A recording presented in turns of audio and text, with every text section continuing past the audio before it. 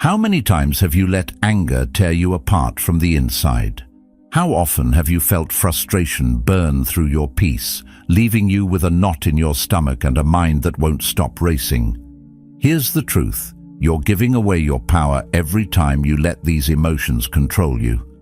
They may feel like they're justified, like the world is unfair, and you have every right to be angry. But the Stoics knew something we often forget.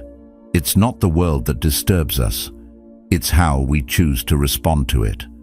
And if you're constantly reacting, if you're always at the mercy of your emotions, then you're living like a slave. But what if you didn't have to live like that anymore? What if you could choose peace, no matter what life throws at you? Stoicism offers us the tools to break free from this cycle, to stop reacting to the world and start mastering our own minds. If you're ready to stop being a victim of your emotions and finally take control, consider subscribing. It's about transforming how you approach life. Your growth starts here, with you making the choice to become the master of your own peace. Rule 1. Separate what happened from what you think it means. You're stuck in traffic. Someone cuts you off. Instant frustration. But let's slow down for a second. What really made you upset? The event or the story you told yourself about it?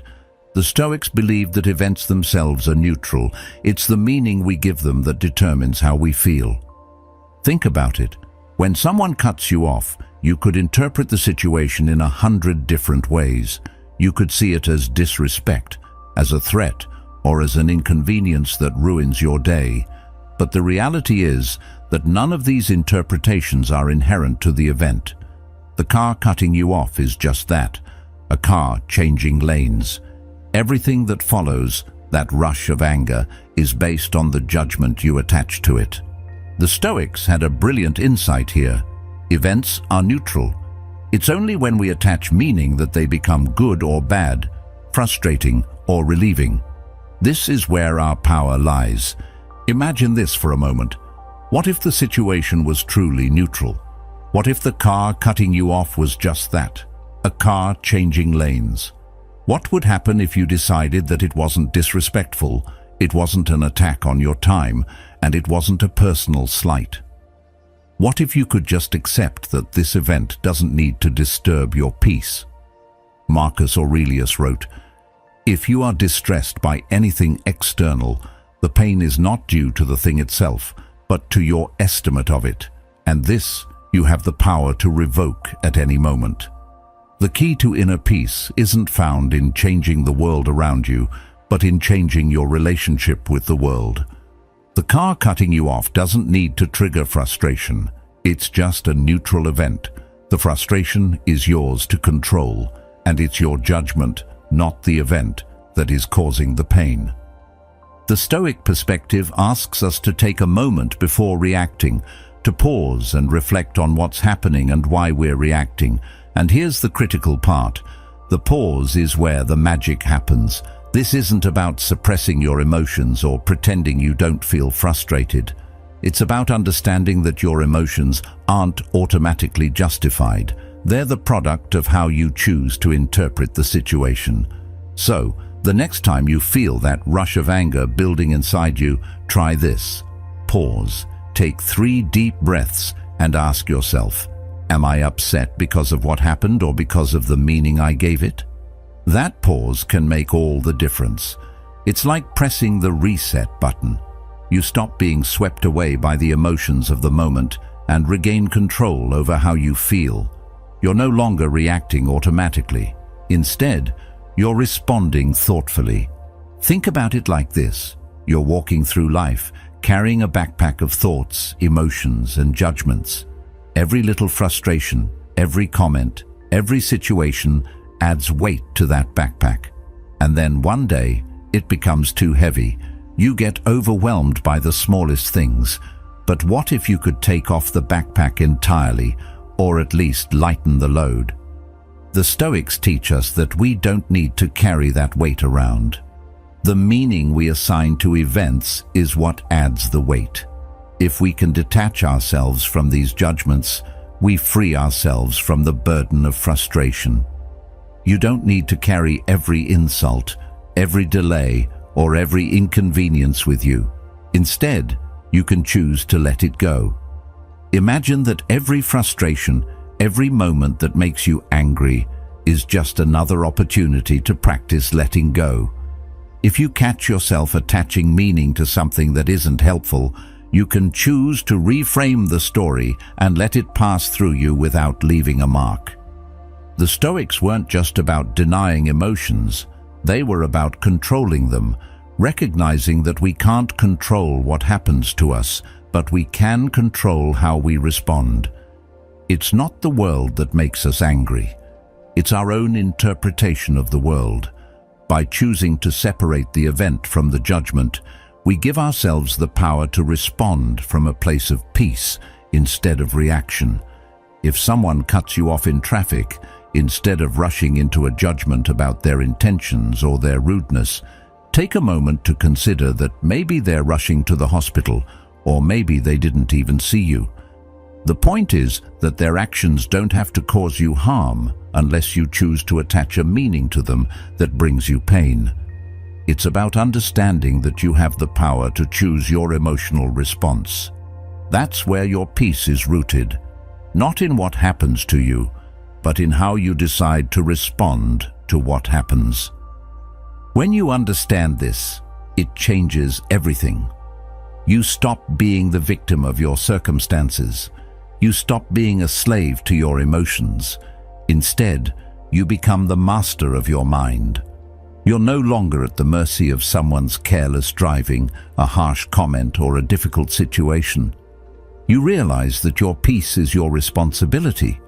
You are the one who decides whether to let a moment of frustration turn into a full-blown anger storm, or whether to let it pass like a cloud in the sky. When you embrace this mindset, you start to feel like life has less power over you. You're no longer at the mercy of external events. You are grounded, clear, and unshaken. This Stoic practice doesn't mean you won't feel anger. You will. It doesn't mean you won't experience frustration, sadness, or disappointment. These are all part of being human. But what Stoicism teaches us is that we don't have to be controlled by them. You can feel frustration rise, but you can also recognize that it's not the situation that's causing it. It's your interpretation. When you catch yourself in the middle of an emotional reaction, you can choose to pause, breathe, and ask, am I upset because of what happened or because of what I think it means? And when you practice this, you begin to notice a shift. The situations that used to throw you off course don't have the same power over you anymore. The frustration that once felt overwhelming becomes a passing wave. The anger that once consumed you now just glides through, leaving no trace. You've learned to separate what happens from what you think it means, and in doing so, you've reclaimed your peace. It's not about forcing yourself to feel a certain way or pretending to be calm. It's about choosing how to react and understanding that you always have a choice. Next time you find yourself in a situation that triggers anger or frustration, remember this rule. Take a moment, take a breath, and ask yourself, what meaning am I giving this moment? If it's not helpful, change the story. Separate the event from the judgment, and you'll find that your peace is always within your reach. It's never outside of you, it's always up to you. Rule 2. Expect imperfection in people. Let's face it, people can be rude, selfish, or just downright inconsiderate. Maybe someone cuts in line, a friend forgets to keep their promise, or a stranger snaps at you for no reason. It happens, right? It's easy to let these moments get under your skin. We've all been there, feeling angry or hurt by the actions of others. But what if I told you that the real problem isn't that people are flawed, but that we expect them to be perfect? Marcus Aurelius understood this. Every morning he would remind himself that the people he would encounter that day would be far from perfect. He didn't expect them to be kind, thoughtful, or considerate. Instead, he prepared himself for human imperfection. He accepted it.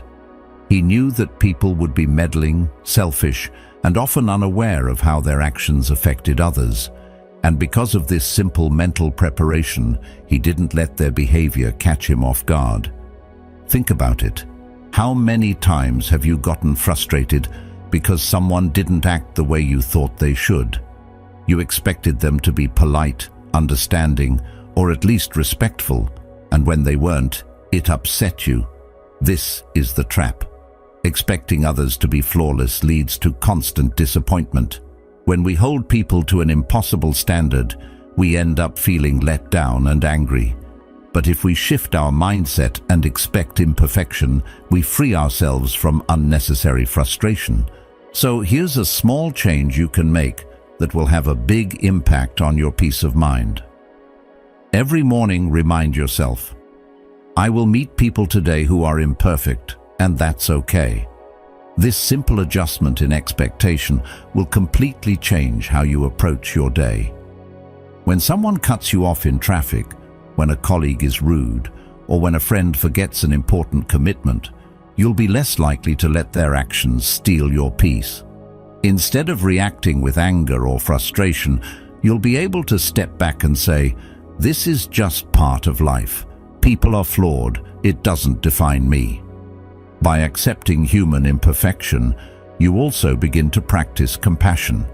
Instead of getting angry, you understand that everyone has their struggles, their own battles, and their own limitations. When someone is rude, it's often a reflection of their inner turmoil, not something aimed at you. When you stop expecting others to be perfect, you stop taking their mistakes personally. It's no longer about you versus them. It's about accepting that we all fall short sometimes, and that's okay. This shift doesn't mean you condone bad behavior or let people walk all over you. It simply means that you're not letting their flaws dictate your emotional state. This idea ties directly into the Stoic practice of inner control. The Stoics believed that true peace comes from managing your own reactions, not from controlling the actions of others. You can't make everyone behave the way you want, but you can choose how you respond. When you expect imperfection, you give yourself the freedom to remain calm no matter what others do. The key here is detachment, detaching your emotional well-being from the behavior of others. When someone is rude or inconsiderate, you don't have to absorb their negativity. Instead, you can recognize that it's a reflection of their own state, not a personal attack on you. Imagine how different your day would be if you didn't take other people's mistakes personally. When someone cuts you off in traffic, you simply smile and move on. When a colleague is short with you, you let it go instead of holding on to the anger. This is the power of preparing for imperfection. It allows you to move through life with greater ease and peace, knowing that the flaws of others don't have to disturb your inner calm. You stop getting tangled in their mistakes, and instead, you focus on your own peace of mind. And here's the most profound part of this rule. It teaches you to practice forgiveness, not just towards others, but towards yourself. When you stop expecting perfection from others, you also stop expecting perfection from yourself. We are all human. We all make mistakes. By accepting the flaws in others, you begin to extend that same grace to yourself. You don't beat yourself up for every mistake or failure. You allow yourself to be human, and in doing so, you become more understanding and less harsh on yourself. In a world where we often expect the best from everyone around us, expecting imperfection feels like a radical act. But in reality, it's liberating. It frees you from the constant disappointment of unmet expectations. You stop measuring others against an impossible standard, and you start accepting the world as it is, messy, unpredictable, and perfectly imperfect. This doesn't mean you tolerate disrespect or allow others to take advantage of you. It simply means you stop letting their imperfections ruin your peace. So, the next time you feel frustrated by someone's behavior, pause for a moment and remind yourself, people are imperfect, and that's okay. You'll notice a shift immediately. The situation won't feel as heavy. The anger won't rise so quickly. By changing your expectations, you'll find yourself less triggered and more at peace. This is the beauty of Stoic wisdom. We don't change the world around us, but we change our response to it. And in doing so, we reclaim control over our peace, our energy, and our happiness. Next time you find yourself frustrated with someone, try this. Take a deep breath, let go of the expectation of perfection, and respond with calm. Let their flaws be just that, flaws. They don't have to be your problem. This simple shift in mindset can transform how you experience the world, making you unshakable in your peace. Rule 3. Master the voice in your head. You know that voice inside your head? The one that keeps replaying things over and over, making the situation worse than it really is? It's the one that takes a small comment, a passing moment, and turns it into a full-blown story that eats away at your peace. We've all been there. Someone says something hurtful or thoughtless, and before you know it, your mind is spiraling. You're playing out scenarios, thinking of all the things you should have said, and reliving the frustration over and over again. But what if I told you that you don't have to listen to that voice?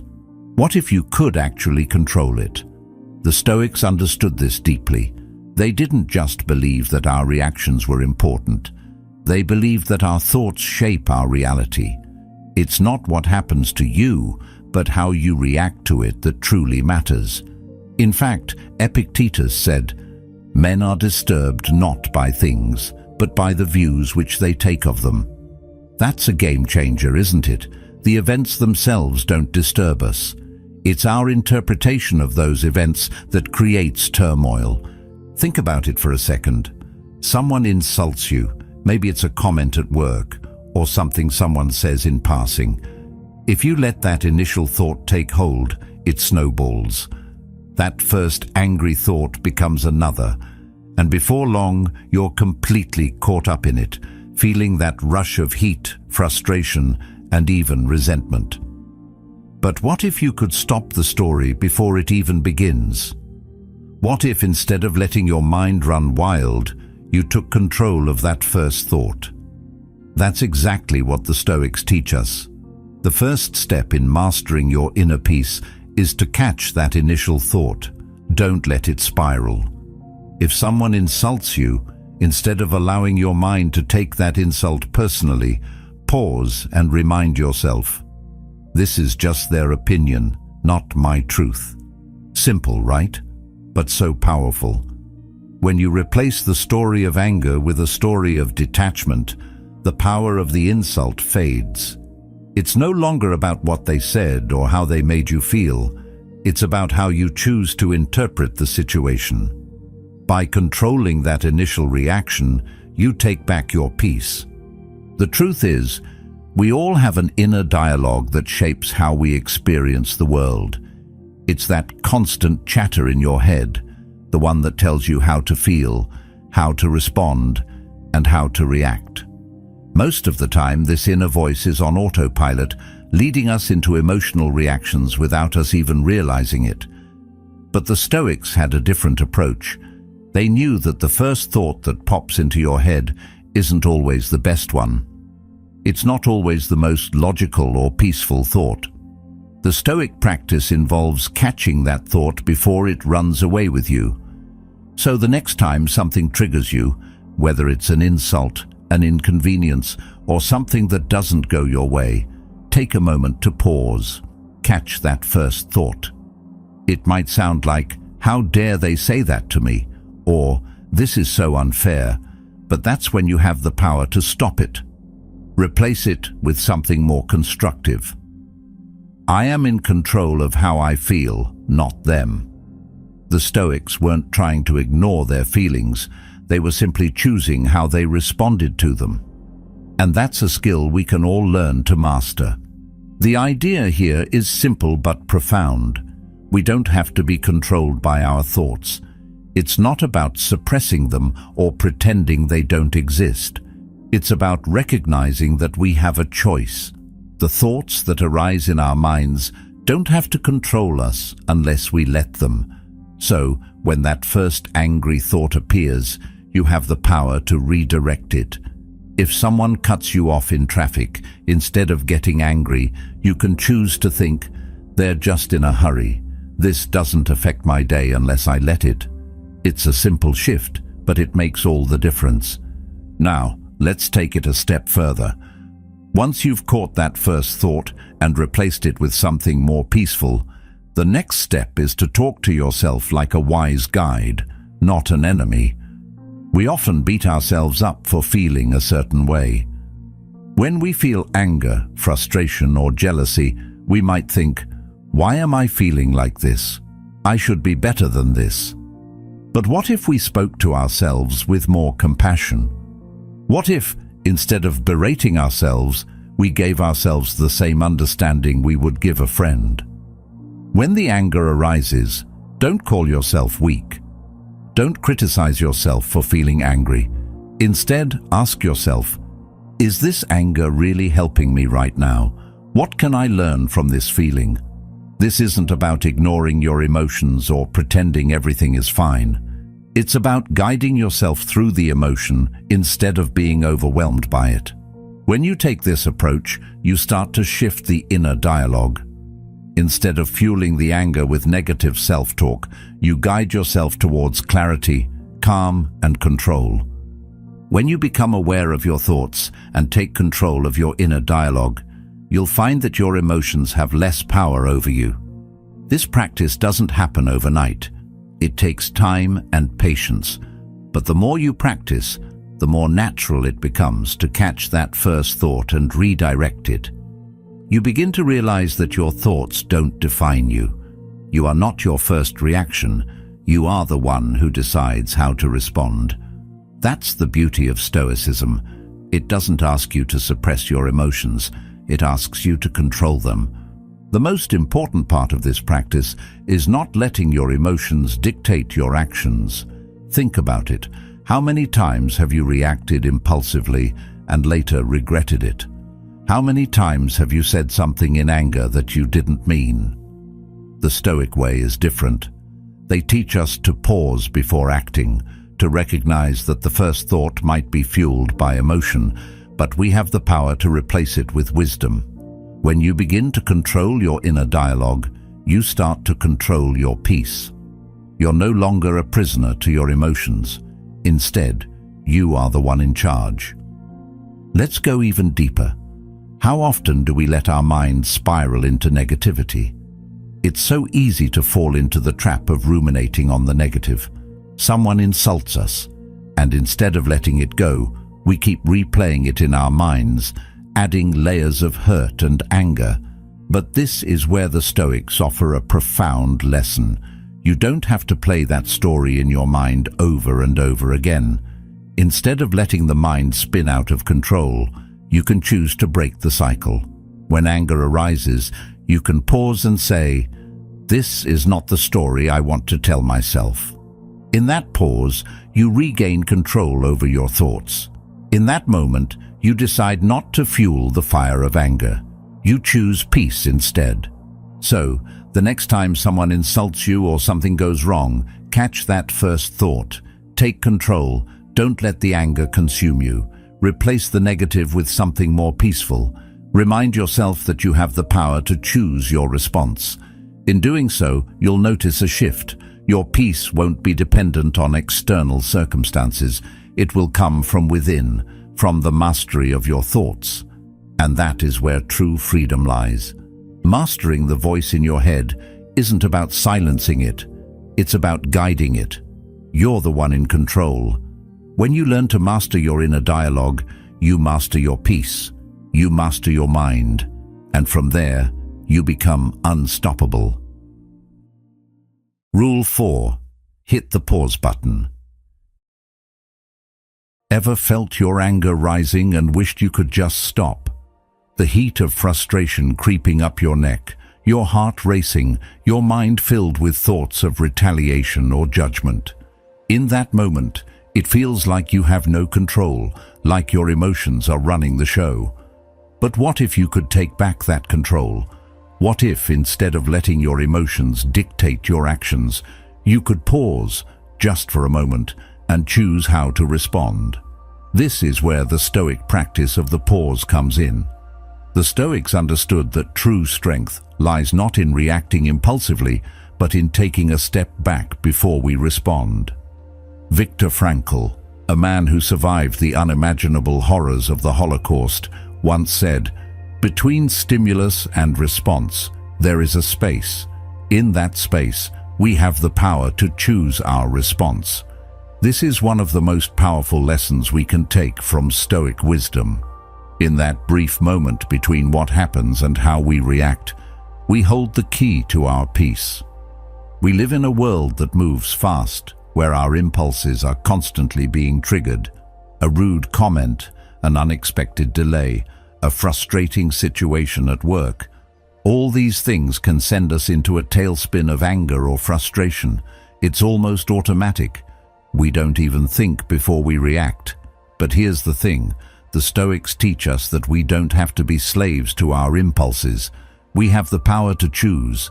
That's the space Viktor Frankl is talking about. When something triggers us, there's a moment, a tiny pause, where we can decide how we want to respond. It's like having a buffer between the world outside and our emotional world inside. Instead of letting our anger take over and make us say or do something we'll regret, we can step back and choose peace. Next time you feel that anger rising, I want you to try something simple. Take 3 deep breaths. Sounds easy, right? But it's incredibly powerful. In those 3 breaths, you create a space for yourself. You break the automatic reaction. You regain control. What's happening in that moment is simple but profound. You're not allowing your emotions to dictate your actions. You're taking back your power.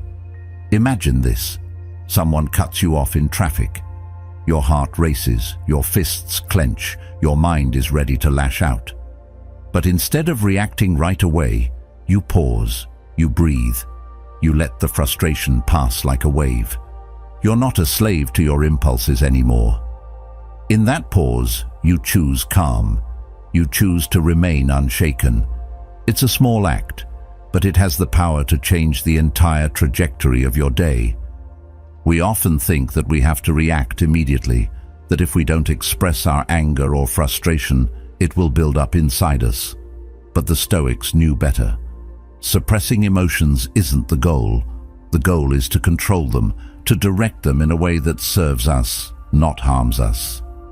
By hitting the pause button, you allow yourself the space to decide whether reacting is the best course of action. It's not about suppressing your feelings. It's about choosing how you want to engage with them. This is the power of the pause. It's not weakness to pause, it's strength. It's an act of wisdom, a conscious choice to stay grounded no matter what's happening around you. Think about how much better your interactions would be if you practiced this pause. How many times have you said something in anger that you regretted later? How many relationships have been strained because of a snap reaction to a momentary frustration? The pause gives you the chance to think before you act. It gives you the opportunity to pause, to reflect, and to ask yourself, is this really worth my energy? Is this response aligned with the person I want to be? In the heat of the moment, we often forget that we have this power, but we do. The pause is a moment of clarity, a chance to take a step back from the emotion and decide how we want to act. In practice, this pause isn't just about breathing, it's about becoming more aware of what's happening inside you. It's about noticing that tension rising and realizing that you don't have to act on it. You have the space to choose. You have the freedom to decide whether this moment will define your mood, your day, or even your life. The pause helps you to break free from the automatic, reactive behavior that so often leads us to regret. It gives you the ability to pause and ask, what's the wisest response here? And more often than not, the wisest response is calmness, clarity, and choosing peace over conflict. But here's where it gets really interesting. The more you practice the pause, the easier it becomes. It's like building a muscle. At first, it might feel awkward or forced. You might find yourself reacting before you remember to pause. But over time, as you consciously choose to step back and breathe, it becomes second nature. The pause becomes your automatic response. You no longer need to remind yourself to take 3 breaths because it's already ingrained in you. You've trained yourself to respond instead of react, and that's where the real power lies. And it's not just about the big moments either. The pause can be just as useful in the small, everyday frustrations. When the barista gets your order wrong, when someone interrupts you in conversation, or when you feel like the world is moving at a pace that's too fast for you to keep up. These small moments are the perfect opportunities to practice the pause. If you can master the pause in the small moments, you'll find that it becomes easier to apply it in the bigger, more challenging situations. Here's the catch. This pause doesn't mean you're avoiding conflict or suppressing emotions. It means you're giving yourself the space to respond thoughtfully rather than reacting impulsively. When you choose to pause, you choose to stay in control of your emotions instead of letting them control you. You're choosing to be the calm in the storm, not swept away by the chaos around you. This shift in mindset is powerful. It's life-changing, and it's something the Stoics practiced daily, reminding themselves that while they couldn't control external events, they always had control over how they responded. In that moment of pause, you're not just changing how you react, you're changing who you are. You're building your inner strength, your wisdom, and your resilience. You're training yourself to meet life with calm, not chaos. It's a practice that not only keeps your peace intact, but also allows you to live a more intentional, thoughtful life. So next time you feel your anger rising or your frustration building, remember, hit the pause button, breathe, take a moment.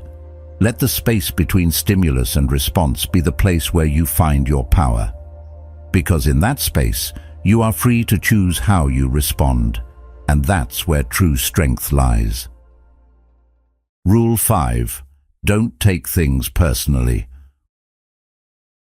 We've all been there. Someone says something rude and suddenly your heart races, your face flushes, and you can feel the anger starting to bubble up. Your first instinct is to react, to defend yourself, to fire back with words that match the sting of the insult.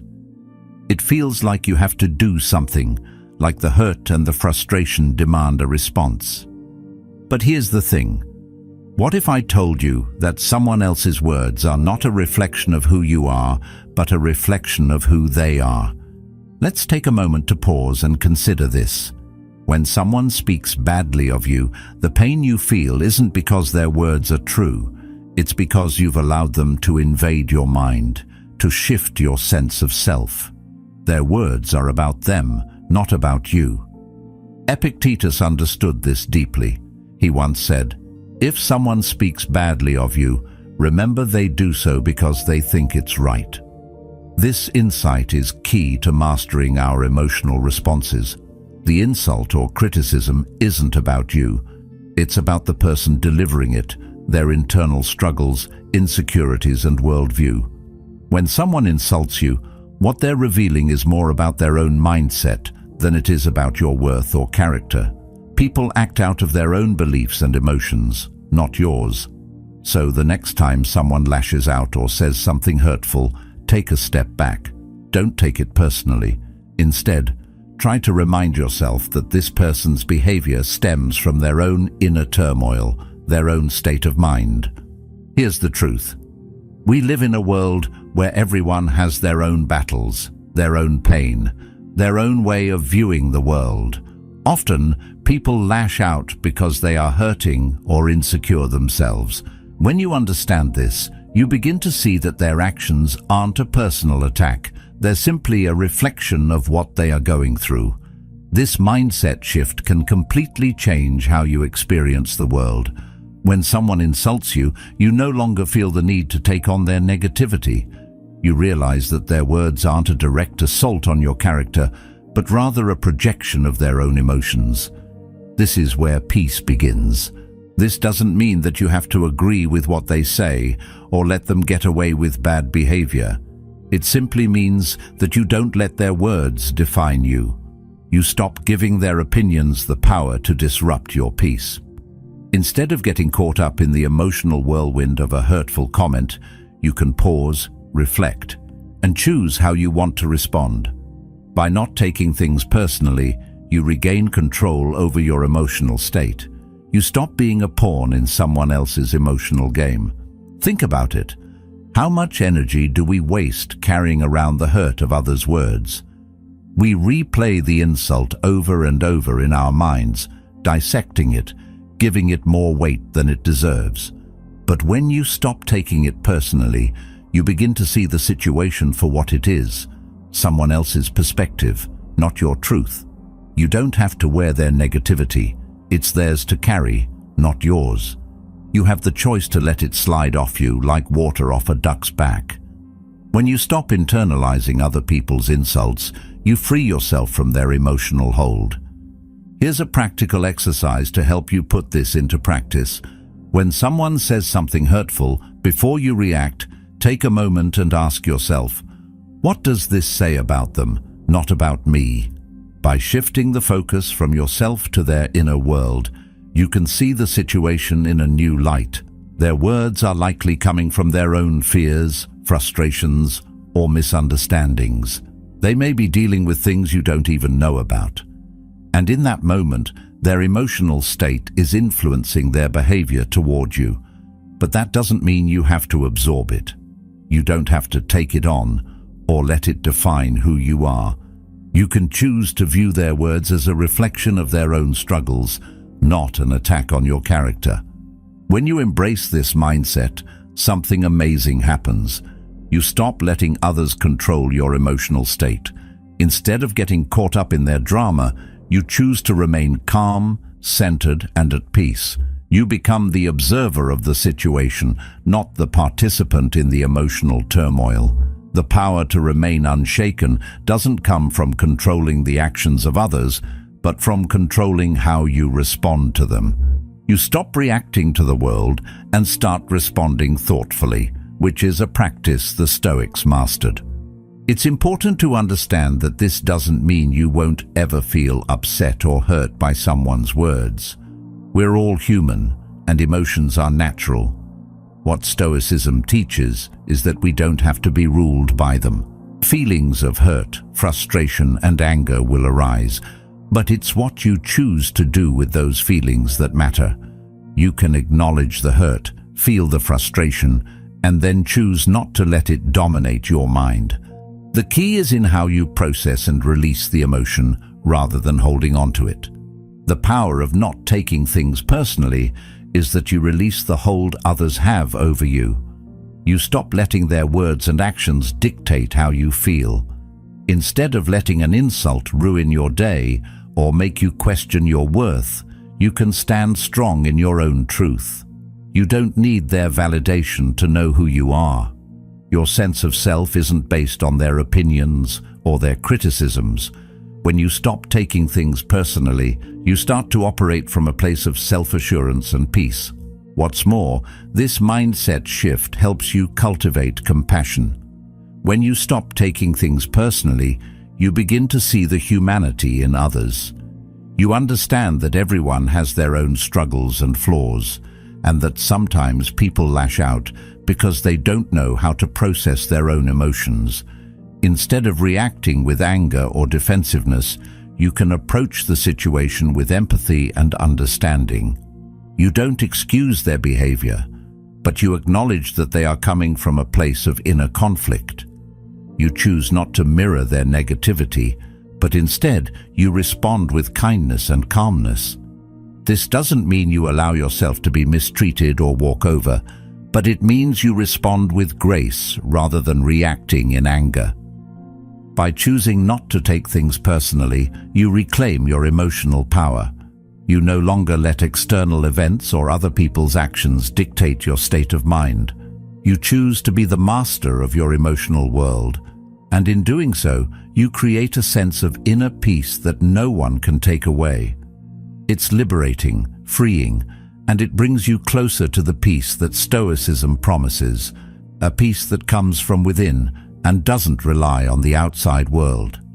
Next time someone insults you or says something hurtful, remember, this is about them, not you. Their words are a reflection of their own struggles, not a statement on your worth. Take a moment to pause, reflect, and release their negativity. Your peace is yours to protect, and no one can take that from you unless you let them. Rule 6. Drop it like it's hot. Anger is a powerful emotion, but have you ever stopped to think about what it really does to you? It's like holding on to a burning coal. At first it seems small, even manageable, but the longer you keep holding it, the more it burns you. The Stoics had a profound understanding of this destructive force. They didn't just teach us to control our anger, they taught us to let it go quickly, because the longer you hold on to it, the more damage it does to your peace, your clarity, and your inner balance. Anger doesn't punish the person who wronged you. It punishes you. It poisons your thoughts, disturbs your emotions, and steals your energy. The Stoics were clear on this. Holding on to anger is self-inflicted harm. And yet it's so easy to hold on to it, isn't it? We think that if we just nurse the anger for a little while longer, we'll feel justified, or perhaps we'll be able to fix the situation. But in reality, it's the opposite. The more we cling to that anger, the more it controls us. Take a moment to reflect on a time when you were angry. Perhaps someone cut you off in traffic, or a colleague said something rude. How long did that anger last? Was it just a few seconds, or did it drag on throughout the day? Here's the thing about anger. The longer we hold on to it, the more it clouds our judgment and our ability to think clearly. We've all experienced it, the moment when frustration festers into bitterness, and suddenly it feels like everything is wrong. But the Stoics understood that this isn't just harmful, it's completely unnecessary. Holding on to anger doesn't change the situation. It doesn't make the person who wronged you apologize, and it doesn't make the traffic move any faster. It just keeps you stuck in a cycle of negative energy. The more you hold on to it, the worse it feels. But the moment you decide to release it, your peace returns. The wisdom of the Stoics is clear. Recognize when you're holding on to anger and let it go quickly. This isn't about suppressing your feelings or pretending they don't exist. Anger is a natural human response. What the Stoics teach us is that we have the ability to choose when to release it, and in doing so, we free ourselves from its grip. When you find yourself caught in that cycle of anger, take a moment to acknowledge it, feel it, experience it, and then let it go. The moment you do, you regain your sense of control. Instead of letting anger control you, you take back your peace. This is where true freedom lies, in your ability to release what doesn't serve you. Imagine walking around carrying a heavy weight all day. You know it's there, but you keep dragging it with you because you think you need it. You might even get used to it, but the weight is always there, slowing you down, tiring you out. Anger works the same way. At first, it might seem like something you need to hold on to, something that validates your feelings. But over time, it weighs you down. It keeps you from moving forward. And just like with any weight, the sooner you drop it, the lighter you feel. The Stoics knew this. They didn't just teach us to suppress emotions or bottle things up. They taught us that the moment we let go, we reclaim our peace. But letting go isn't always easy, is it? It's hard to walk away from anger, especially when you feel justified. The story you've created around the anger makes it feel like you need it, that you deserve to keep it. But here's the paradox. The more you cling to anger, the more it owns you. You're giving up your peace for something that doesn't benefit you. When you carry anger, it doesn't change the past. It doesn't get back at the person who wronged you. All it does is keep you stuck in the past. It doesn't move you forward, it holds you back. This is why the Stoics emphasized the importance of letting go quickly. It's not weak to drop anger, it's wise. Letting go is a conscious choice to free yourself from a toxic emotion. When you make that choice, you stop being at the mercy of your feelings and start taking control of your emotional state. In practical terms, this is a skill that requires mindfulness. When you're feeling angry, notice it. Acknowledge it without judgment, and then ask yourself, is holding on to this anger serving me? The answer will often be no. The moment you realize this, you have the ability to choose to let it go. It might take a few tries.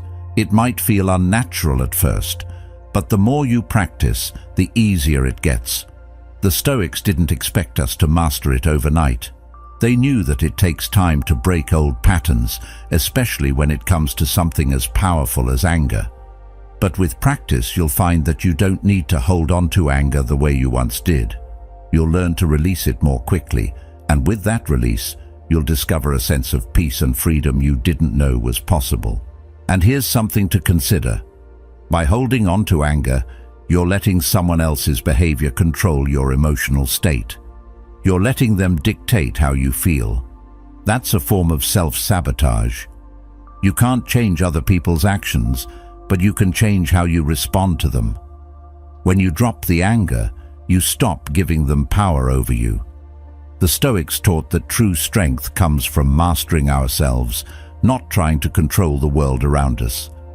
When you let go of the burning coal of anger, you regain that power.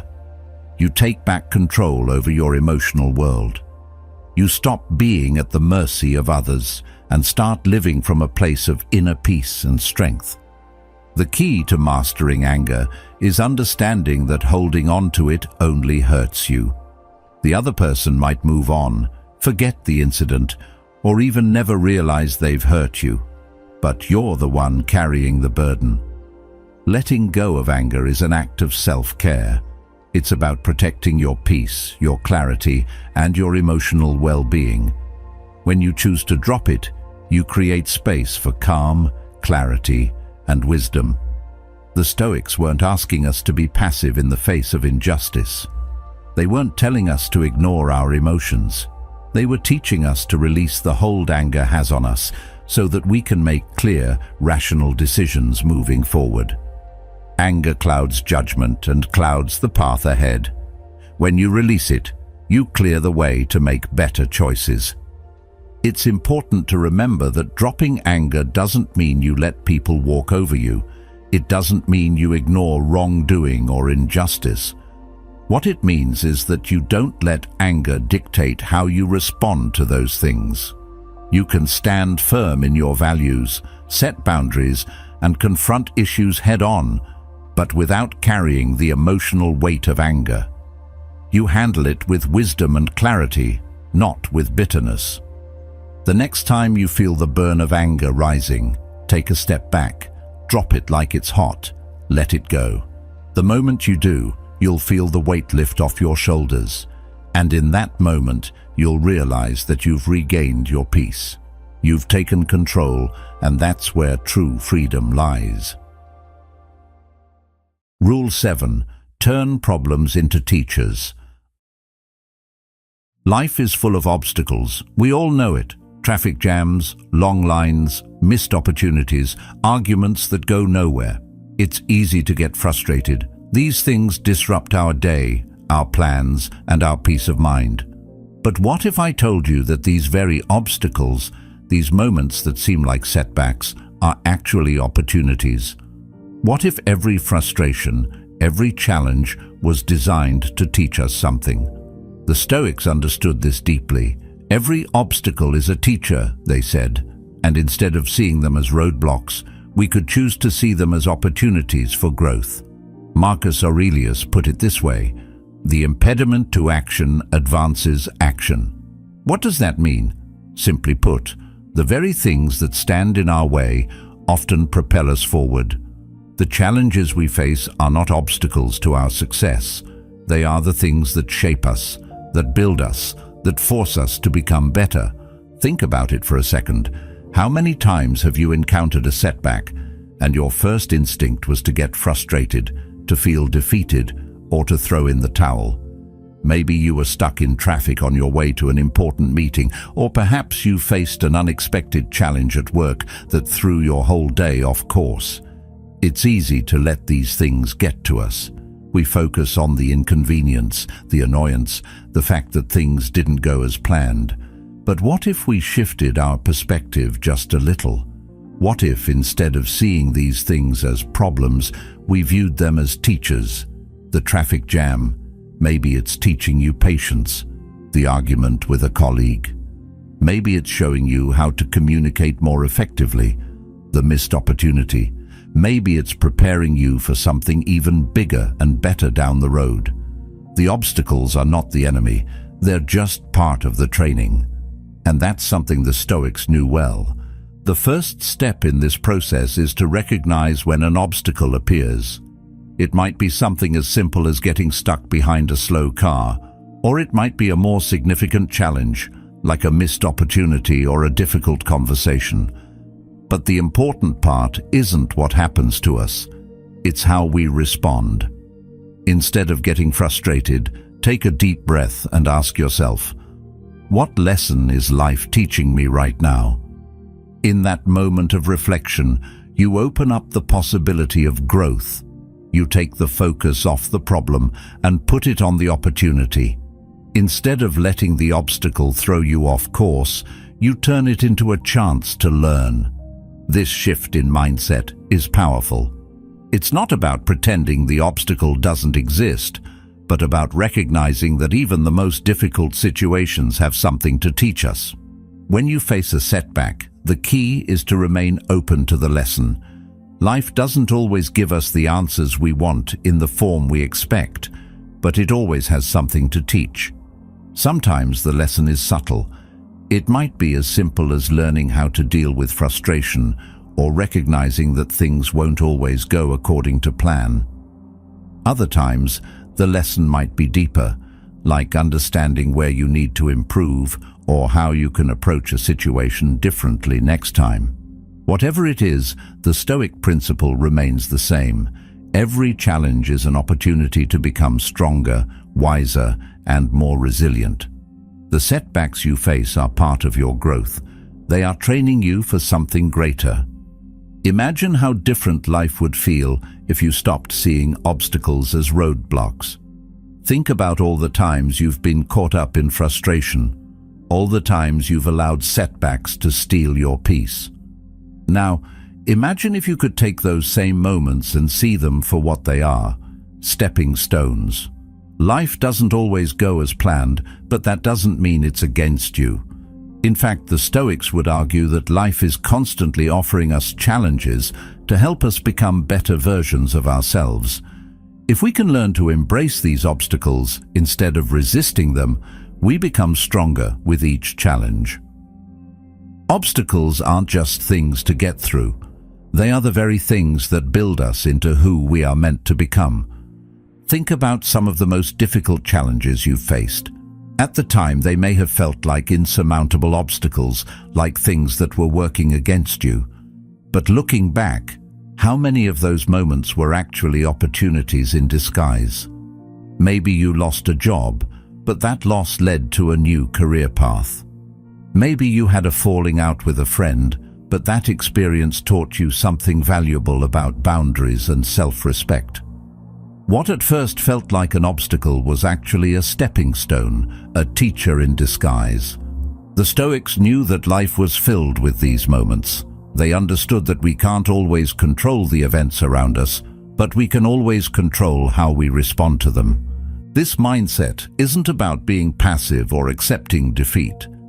It's about taking active responsibility for your growth. When you face an obstacle, you don't just sit back and let life happen to you. Instead, you lean into it, ask what you can learn, and use it as fuel for personal development. The impediment advances action. The obstacle itself propels you forward. It challenges you to become stronger, more adaptable, and more prepared for the next step on your journey. Every setback, every difficult moment is another opportunity to level up. So, what can we learn from this? The next time something goes wrong, the next time you face a challenge or setback, ask yourself, what can this teach me? Shift your focus from the problem to the lesson. Embrace the obstacle as part of your training. Whether it's teaching you patience, resilience, or how to communicate better, take the lesson and let it shape you. By doing this, you move beyond simply surviving obstacles to actually thriving because of them. You stop being a victim of your circumstances and start being a creator of your own path. Every difficulty becomes an opportunity to grow. When you start to see obstacles this way, something incredible happens. You stop fearing failure. You stop fearing setbacks. Instead, you see them as essential parts of your journey. You realize that nothing in life is wasted. Every experience, every challenge is contributing to your growth. You stop running from the difficult moments and start running towards them, knowing that they are the things that will ultimately lead you to become the best version of yourself. So, the next time life throws you a curveball, remember, this is not a setback. It's a teacher in disguise. Embrace the lesson, learn from it, and use it to become even stronger. In doing so, you'll realize that life's obstacles are not your enemy. They are your training ground, preparing you for something greater. Rule 8. Practice gratitude for what is. We often spend so much time wishing things were different, thinking that if only this one thing were changed, if only this situation was more like what we imagined, we'd finally be happy, at peace, or content. It's easy to fall into this trap. We look at other people's lives, or even at our own circumstances, and imagine a different reality. But here's the truth. Life doesn't owe you perfection. In fact, it's often far from it. The Stoics knew this deeply. They understood that peace doesn't come from waiting for life to align perfectly with our expectations. It comes from accepting reality for what it is. They didn't shy away from acknowledging the harshness of life, but they also knew that the key to serenity was found in embracing what is, not what could be. Acceptance is not about resignation. It's about finding peace in the present moment. Instead of wishing for a better reality, we can learn to find gratitude for the one we have. It's easy to fall into the trap of constantly wishing for something more or different. We look at our job, our relationships, or our current situation and think, if only this were better, then I'd be happy. But when we do that, we miss out on the peace that's available right now. The Stoics understood that when we resist what is, we create inner conflict.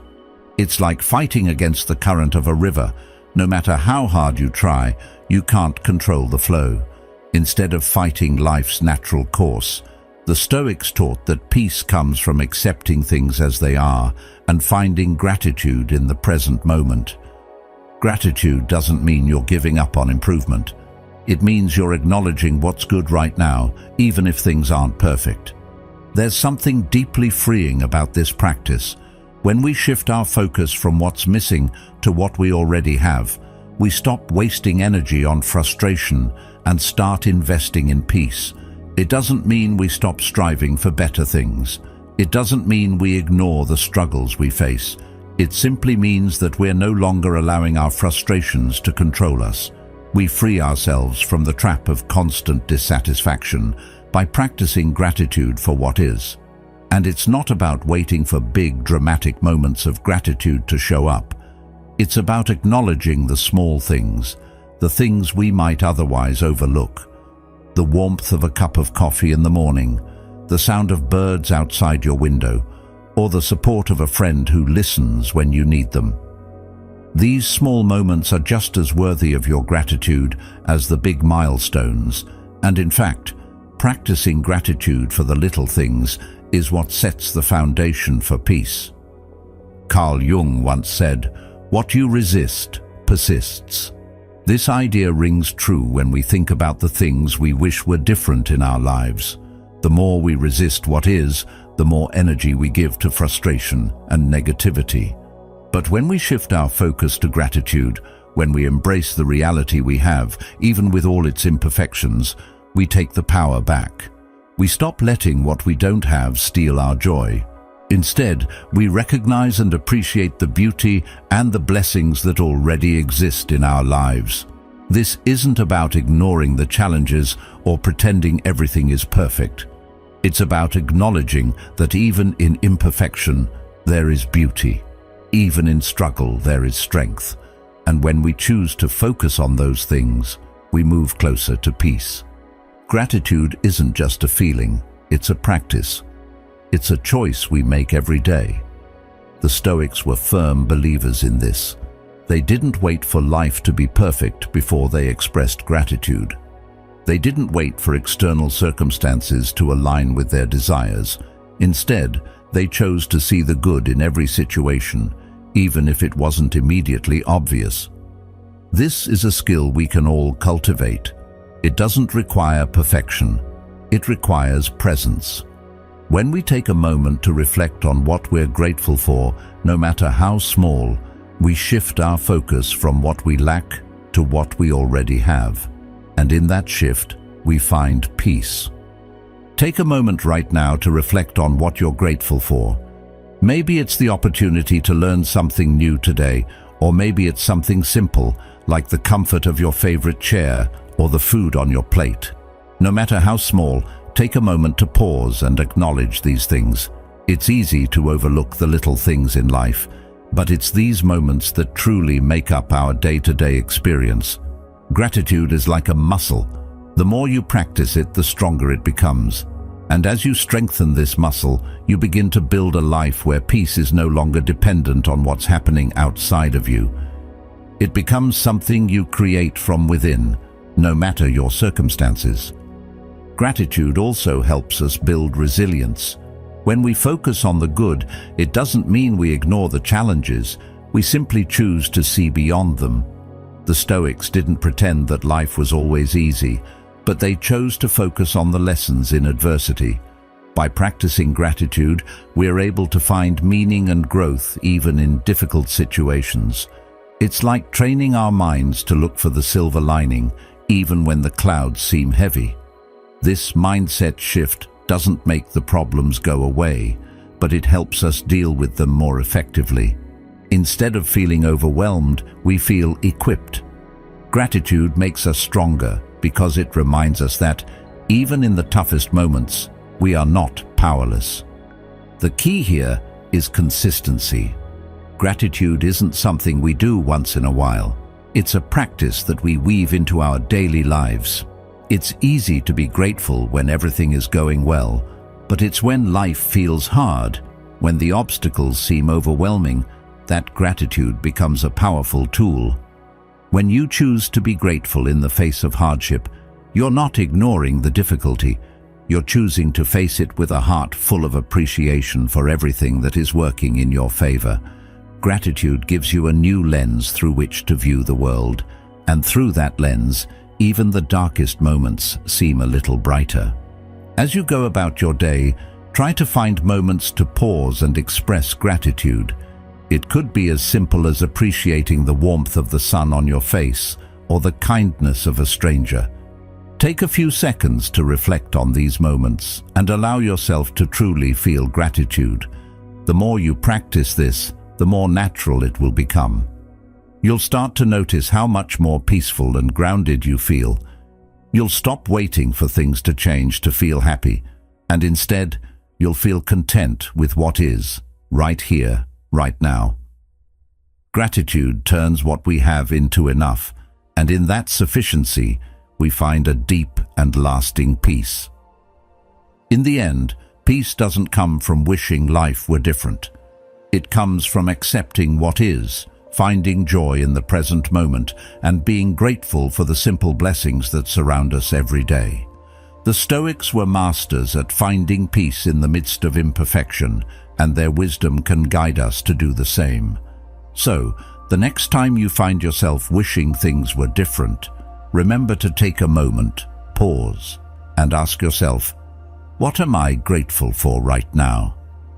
In that simple practice, you'll find the peace you're looking for. Rule 9. Focus on what you can control. We spend so much of our time frustrated by things beyond our control, things like the weather, other people's behavior, or situations that seem to unfold without our input. It's easy to get caught up in these external factors, believing that if we could just change them, everything would be better. We want to control the world around us, to make everything line up perfectly with our desires. But here's the reality. You can't control most things in life. The Stoics understood this very well. They taught that peace and happiness don't come from controlling everything around you. They come from learning to focus on what you can control, your thoughts, your actions, and your responses. Everything else, let it go. The Stoics believed that true freedom comes from releasing the need to control the uncontrollable. Think about it. How many times have you spent your day stressed, upset, or even angry because of something you couldn't control? Maybe a flight got delayed, or someone cut in front of you in line. These are situations we can't change, yet we often waste so much time and energy being upset about them. But here's the truth. Wasting your energy on things you can't control only drains your peace. It doesn't change the outcome of the situation. It just leaves you feeling frustrated and powerless. What the Stoics teach us is this: take back your power by focusing on what you can control. And the one thing you can always control is how you respond to the situation. Let's be clear about this. Focusing on what you can control doesn't mean you stop caring about the things that matter. It doesn't mean you don't work to improve your life or strive for better circumstances. What it means is that you shift your energy from trying to change things that are out of your hands to changing the things that are within your control. And that's a huge distinction. The Stoics weren't passive. They didn't encourage apathy or indifference. They encouraged awareness of the things you can change and acceptance of the things you can't. In other words, stop fighting against the things that you have no influence over, and instead focus on the way you think, the way you act, and the way you respond. Think about your day today. How much of it was spent worrying about things that were completely outside of your control? Maybe you were upset by something someone said, or frustrated by a situation at work. But if you break it down, you'll realize that a lot of those things were beyond your control. You can't control other people's words or actions, and you can't control circumstances that arise unexpectedly. What you can control is how you interpret those situations and how you react to them. Now let's get practical. The next time you're facing a difficult situation or feeling frustrated by something you can't change, stop and ask yourself, is this within my control? If the answer is no, then let it go. Instead of spinning in circles, trying to change something that you can't, redirect your energy to something that you can influence. Focus on what's in your power, how you think, how you respond, and how you take action. This simple mental shift can change the way you experience the world. It's liberating to realize that you don't have to carry the weight of things beyond your control. It frees up so much energy, leaving you with more space to focus on the things that really matter: your own growth, your relationships, and your personal peace of mind. One way to apply this rule is to make a mental list of the things you're upset about or stressed over, and then ask yourself, What can I control in this situation? You'll probably find that most of the things on your list are things you have no control over. Once you've identified what's beyond your reach, take a deep breath and let them go. Stop investing energy into things that you can't change. Instead, use that energy to focus on what you can control: your actions, your mindset, and your reactions. By focusing on these areas, you regain your peace and regain your power.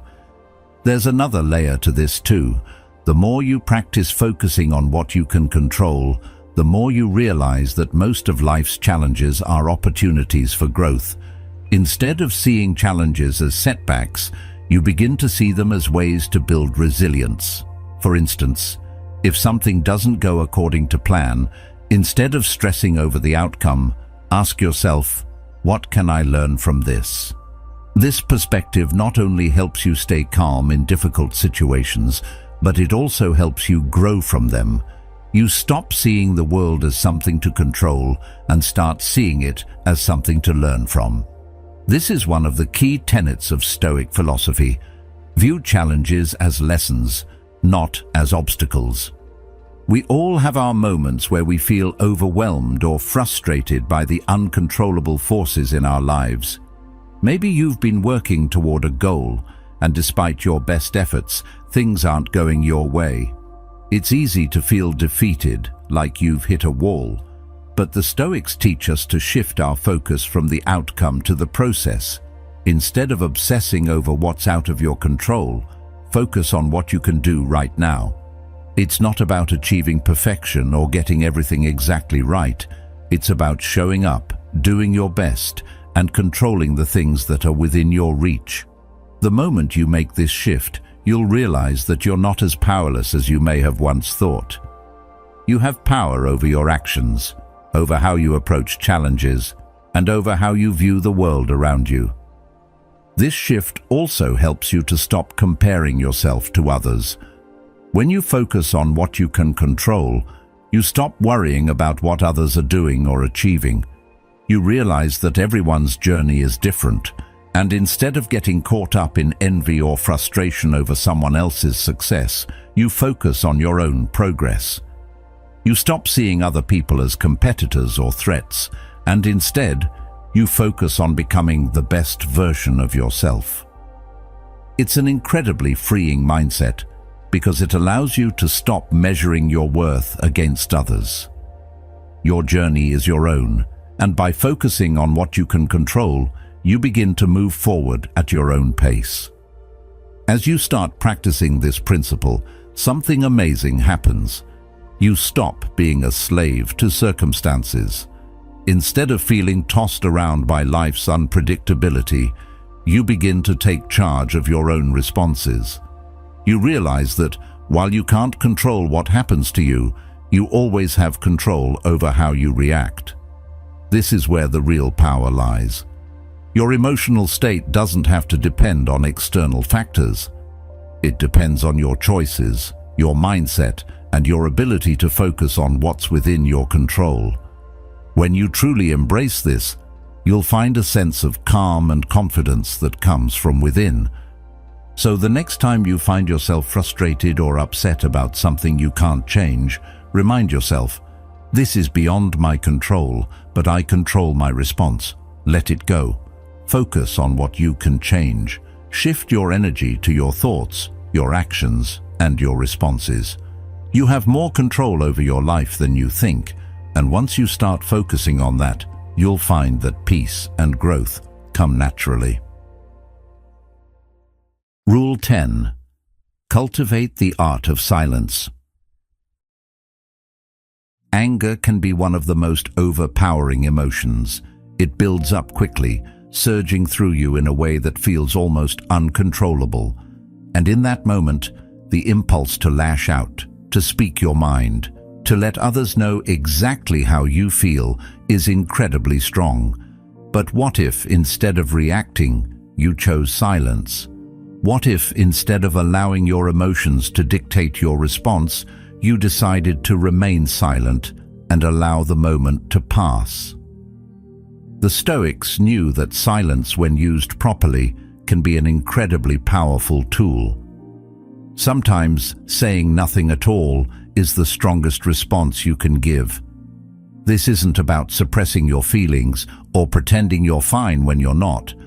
It's about recognizing that your silence is a form of control, a way to regain your peace and maintain your composure when the world around you is trying to provoke you.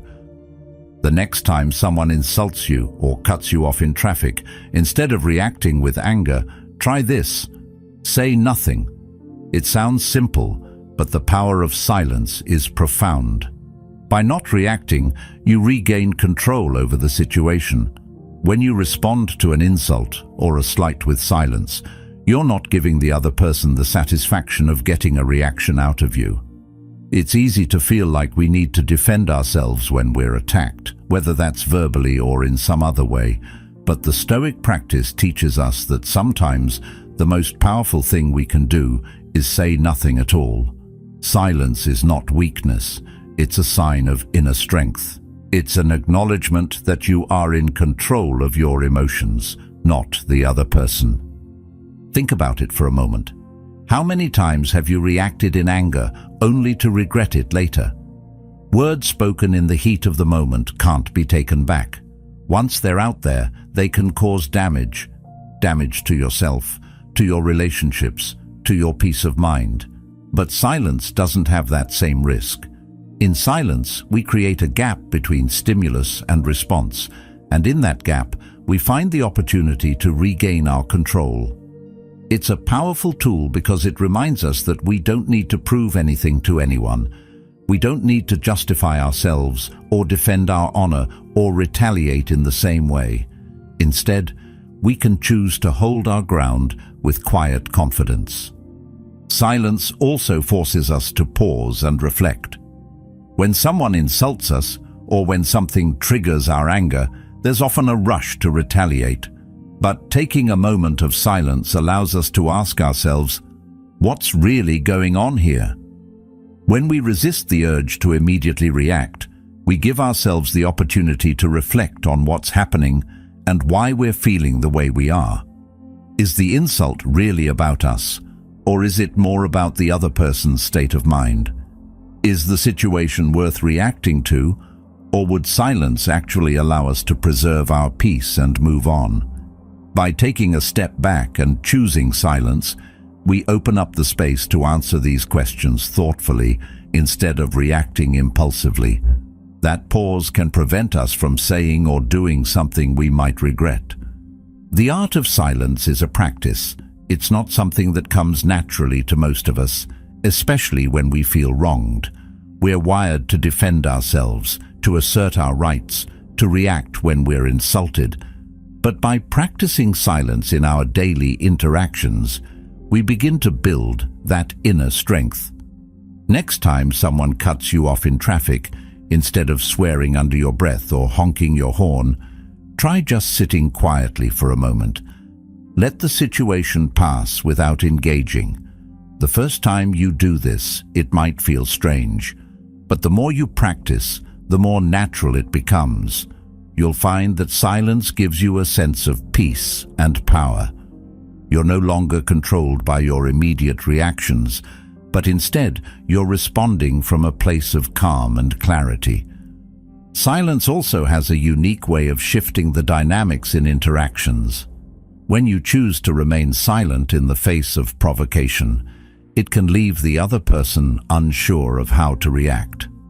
Your silence disarms them because they are no longer able to get the reaction they expect. Instead of feeding into their negativity, you simply refuse to engage. And often, this causes them to second-guess themselves. It forces them to confront their own behavior without you saying a word. In silence, you maintain the upper hand. This isn't to say that silence is always the right response. There are certainly times when speaking up is necessary, when setting boundaries, when standing up for yourself, when addressing injustice. But even in those situations, there is power in choosing the right words at the right time. Silence is not about avoiding conflict altogether. It's about choosing to respond with intention and awareness, rather than reacting out of emotion. The next time you're in a situation where anger is rising, remember that silence gives you the space to choose your response thoughtfully. It allows you to step out of the cycle of reactive emotions and step into a place of control and clarity. The power of silence goes beyond just managing anger. It's a practice of self-discipline. By choosing silence, you are choosing to control your impulses. You are choosing to be the person who doesn't get swept up in the chaos, but instead stays grounded and composed. Silence teaches you that you don't need to be involved in every drama, every conflict, or every moment of tension. You can observe, reflect, and then choose whether or not to engage. This ability to detach and remain silent is not a sign of weakness. It's a sign of inner strength. It's the strength to not let the external world dictate your inner world. So, the next time you find yourself in a situation where anger is rising, choose silence. Don't feel pressured to react. In that moment, take a deep breath, step back, and allow yourself to process what's happening. Remember that silence is a choice, and in that choice, you reclaim your peace. It's not always easy, but with practice, it becomes second nature. And over time, you'll find that silence gives you more control than any reaction ever could. Rule 11. Shift your focus. Anger has a way of creeping up when we least expect it. It can arise out of nowhere, triggered by something as small as a rude comment or as frustrating as being stuck in traffic. It pulls us in, making it feel like our entire world is suddenly revolving around that moment of irritation. But the truth is, anger often arises when we focus on the wrong things. We fixate on the insults, the traffic, the minor inconveniences that pop up during our day. We give them our attention, and in return, they take our peace. But what if we could shift our focus?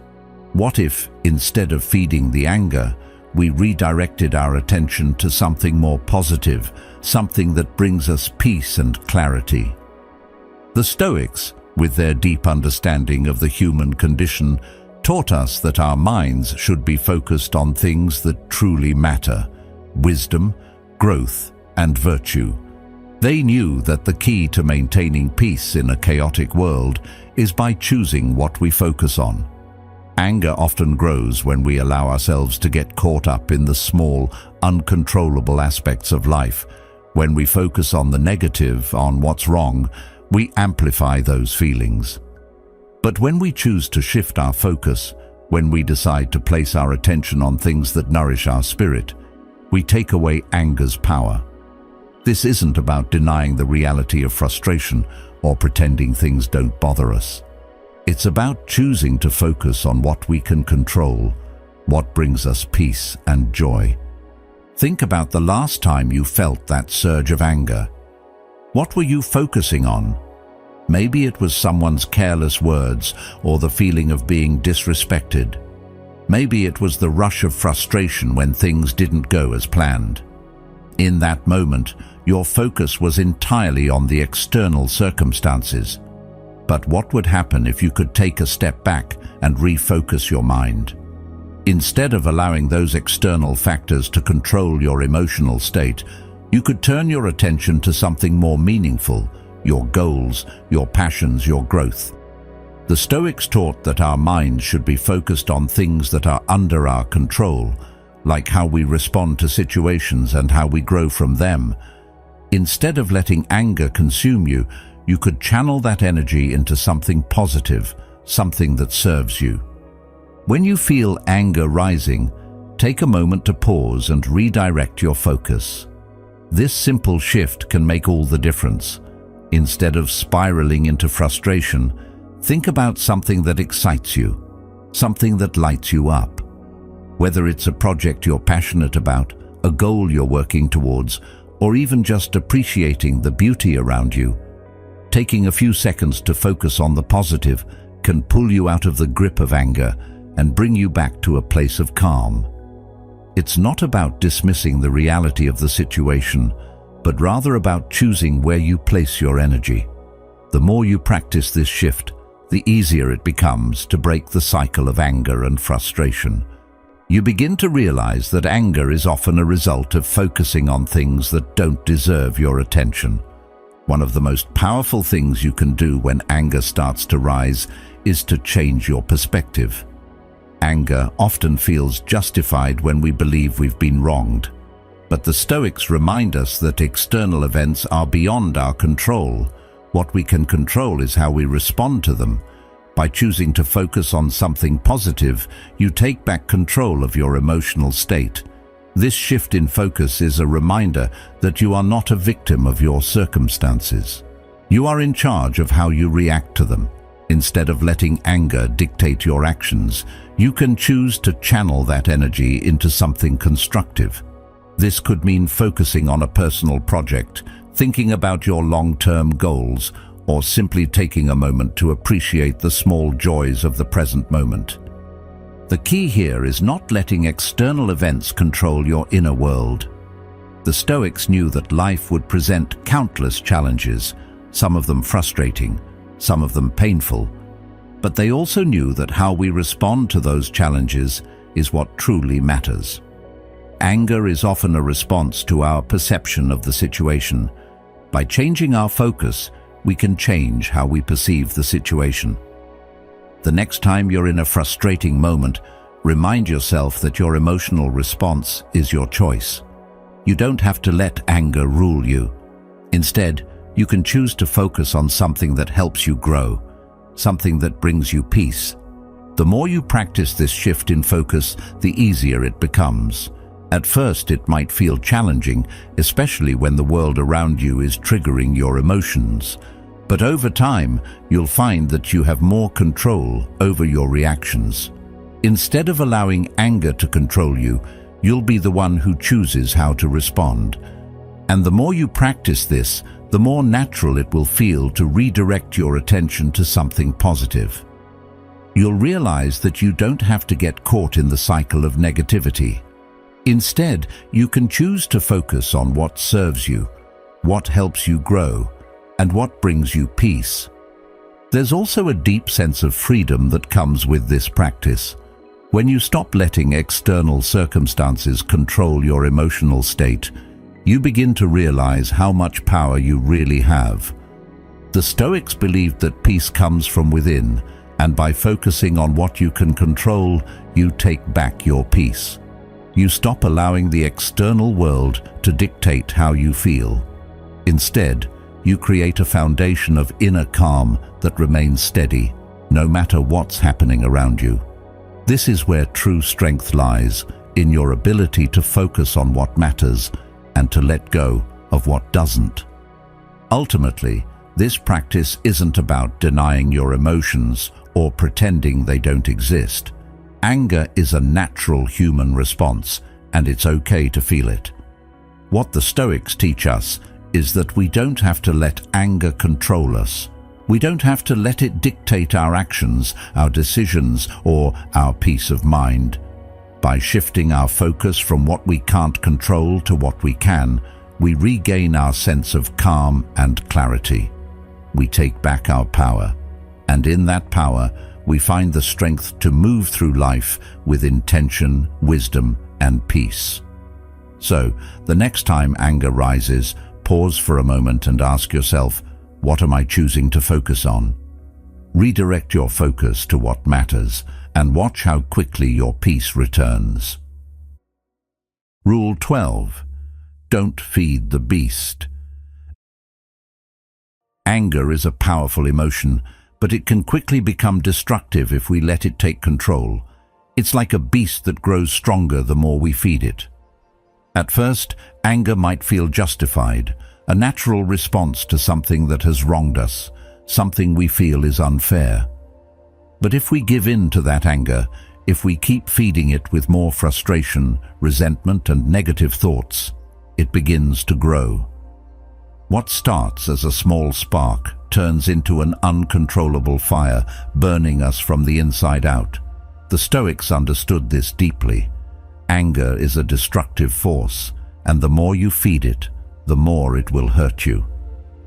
Seneca captured this truth perfectly when he said, "Anger, if not restrained, is frequently more hurtful to us than to the one who wronged us." In other words, holding on to anger doesn't just damage our relationships or cause us to lash out at others. It harms us. It poisons our peace of mind, clouds our judgment, and leaves us stuck in a cycle of negativity. When we feel anger rising, it can be easy to indulge in it. Our minds start replaying the injustice over and over, feeding the beast of anger with each thought. But this only makes it stronger. The more we focus on what has angered us, the more power we give it over our emotions. The Stoics knew this all too well. They didn't deny that anger was a natural response. Rather, they taught that we have the power to choose whether or not we give it control. The moment we recognize anger within ourselves, we have a choice: to either feed it and let it grow, or to starve it by turning our attention elsewhere. The key to mastering anger is learning to redirect our focus before it consumes us. It might sound easier said than done, but the more we practice this shift, the easier it becomes. The first step is simply recognizing that you're angry. The moment you become aware of the rising tension, the frustration, the heat building in your chest, you've already taken the first step toward regaining control. Recognizing anger is crucial because it allows you to take a step back before it takes over. Often, we don't realize we're angry until it's too late. We react, we lash out, we say things we don't mean. But if we can learn to notice the signs of anger early, we can choose not to feed the beast. It's in those early moments that we can make the decision to change our focus, to stop feeding the anger with more thoughts, and to let it starve. Seneca's words remind us that anger doesn't just harm the person we're angry at, it harms us. When we let anger fester, we allow it to control us. We become prisoners of our own emotions. And what's worse is that, like a beast, anger often comes back for more. The more we feed it, the more it demands. It's a vicious cycle. But when we make the conscious choice to stop feeding it, we take back our power. Instead of reacting, we choose to pause and redirect our attention. It might not be easy at first, but with practice, it becomes second nature. So how do we stop feeding the beast of anger? The first step is to take a moment to breathe. When you feel anger rising, stop for a second. Close your eyes, take a deep breath, and give yourself a moment of space. This pause gives you the opportunity to decide how you want to respond. Do you want to continue feeding the anger, allowing it to grow and control you? Or do you want to starve it, to let it fade away by shifting your attention to something else? The choice is yours. The moment you redirect your focus, whether it's by thinking about something positive, focusing on your goals, or simply appreciating the beauty around you, you stop feeding the beast. The Stoics were masters at this. They knew that life would bring challenges, and they didn't shy away from the fact that anger would arise. But what they taught was that anger is not something that should control us. We have the power to decide when we engage with it and when we let it go. By shifting our focus to things that matter, to things we can control, we start to weaken the grip of anger. Instead of allowing it to take over, we take back control of our emotions. This doesn't mean suppressing anger or pretending it doesn't exist. It means recognizing it for what it is, a fleeting emotion that doesn't have to control us. Another way to starve the beast of anger is by changing your perspective on the situation. Often, we get angry because we feel wronged, disrespected, or misunderstood. But by choosing to see the situation from a different angle, we can begin to detach from the emotional reaction. Instead of focusing on what's wrong, Focus on what you can learn from the situation. Maybe this person who upset you is acting from their own pain or frustration. Maybe the situation you're in is a chance for you to practice patience or self-control. By choosing to focus on the lesson, we remove the emotional charge from the situation. We stop feeding the anger, and instead, we feed our growth. This practice of not feeding the beast of anger also helps us build resilience. Each time we choose to let go of anger instead of indulging it, we grow stronger.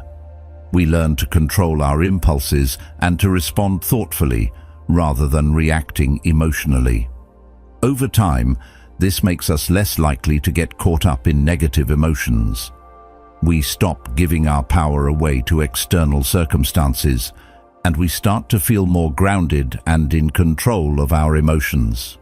The more we practice this, the more we become accustomed to choosing peace over anger, calm over chaos, clarity over confusion. One of the most powerful aspects of not feeding the beast is the sense of freedom it brings. When we choose not to engage with anger, we free ourselves from its control. We stop allowing others' actions to dictate our emotional state. Imagine being able to go through your day without letting small inconveniences or irritations throw you off balance. Imagine not reacting in anger every time someone disrespects you or something doesn't go your way. By choosing not to feed the anger, we create space for peace. We stop carrying the weight of negative emotions, and instead we embrace a sense of calm that is not dependent on what's happening around us.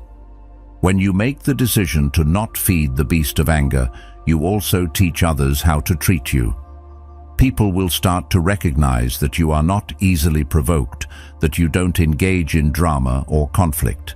This makes you less of a target for negativity, and it also sets a standard for how others should treat you.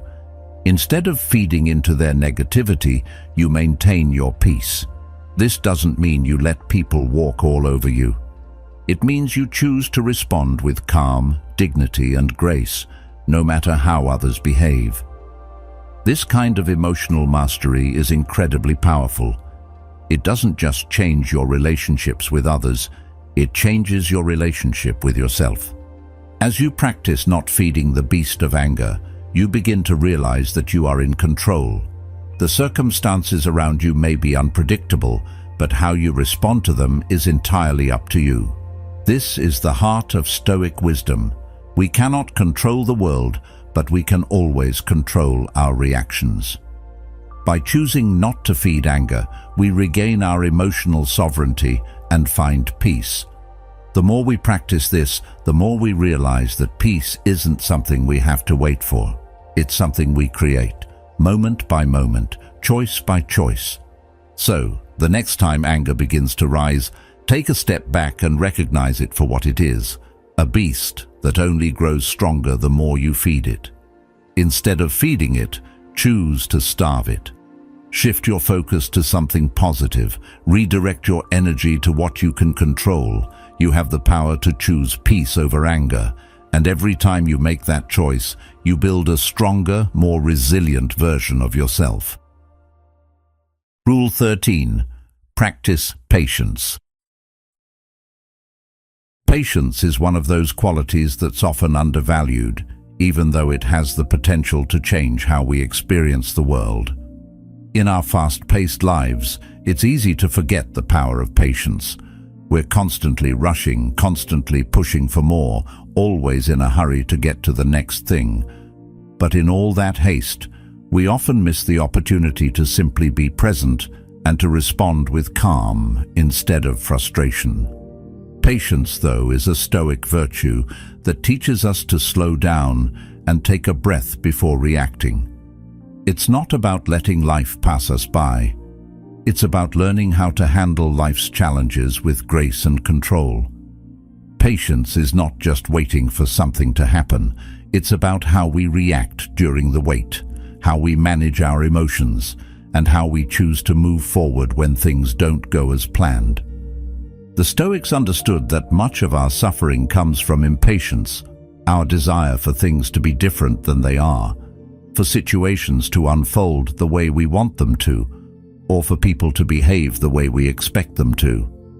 Patience, however, is about accepting that life doesn't always follow our timeline, and instead of getting frustrated, we learn to adjust, adapt, and continue moving forward with composure. This doesn't mean we let things slide or ignore problems. It means we don't let frustration or anger cloud our judgment or interfere with our actions. True patience is not just about waiting passively, but about cultivating inner strength in the face of life's frustrations. When you practice patience, you're not just passively enduring the things that annoy you or don't go your way.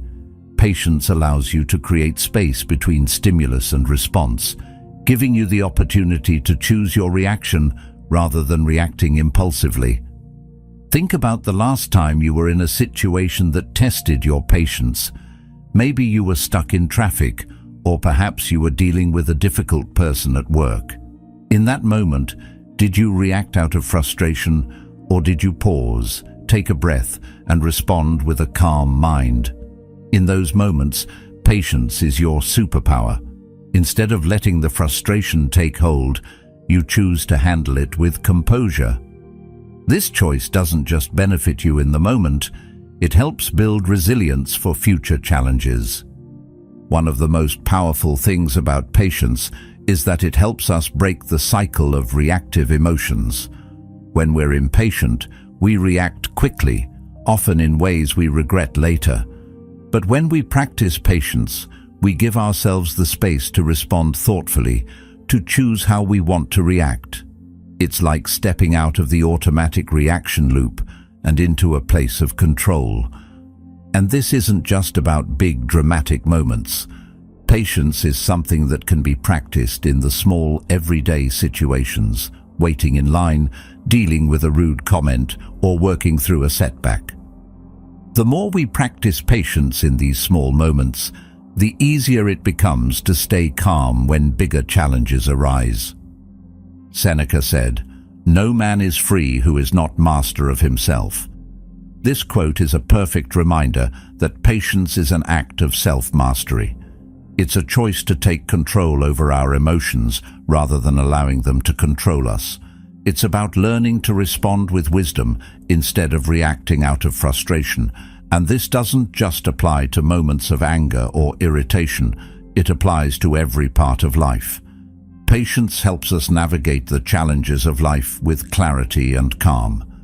When we're not in a rush, we can think more clearly, make better decisions, and maintain our peace, even when things don't go as planned. We live in a world where instant gratification is the norm. We want things fast. Fast food, fast internet, quick results. But this expectation of speed can often lead to frustration when things don't happen on our timeline. Patience teaches us to slow down, to accept that things take time, and that sometimes the best things come when we're willing to wait. It's not always easy, and it certainly requires practice, but patience is a skill that improves with every moment we choose to cultivate it. The next time you find yourself impatient, take a step back and pause. Whether you're stuck in traffic or dealing with a difficult person, ask yourself, how can I respond with patience right now? This simple question can change the course of your reaction. Instead of immediately feeling frustrated or angry, you create a moment of awareness where you can choose a different path. It might be as simple as taking a deep breath, reminding yourself that this moment is temporary, or focusing on something positive that you can control. In that pause, you'll find your power. One of the most effective ways to practice patience is by reminding yourself that not everything is within your control. We often get impatient when we want things to happen on our terms, on our timeline. But life doesn't always cooperate with our plans. When we practice patience, we're learning to accept that some things are out of our hands. This doesn't mean giving up on our goals. It means accepting that the timing of those goals may not always be in our control. And rather than getting frustrated by that, we can practice patience by focusing on what we can control: our thoughts, our actions, and our responses.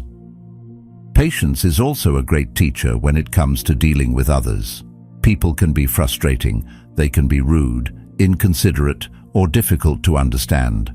But rather than reacting with anger or frustration, patience allows us to step back and see things from their perspective. Maybe the person who's frustrating you is having a bad day, or perhaps they're dealing with something you don't know about. Patience helps us approach others with empathy instead of judgment, allowing us to build better relationships and respond more thoughtfully to difficult situations. In every interaction, patience is the key to maintaining your peace. Whether you're dealing with a difficult person or waiting for something to happen, patience allows you to stay grounded. It doesn't mean that you let things slide or ignore problems. It means that you choose to respond from a place of calm, not frustration. Patience helps you handle life's challenges with wisdom, keeping your peace intact no matter what comes your way. And here's the beauty of it. Patience doesn't just help you in difficult situations, it enhances every aspect of your life. It improves your decision-making, because when you're not rushing, you can think more clearly and make better choices. It enhances your relationships, because you're able to respond thoughtfully instead of reacting emotionally.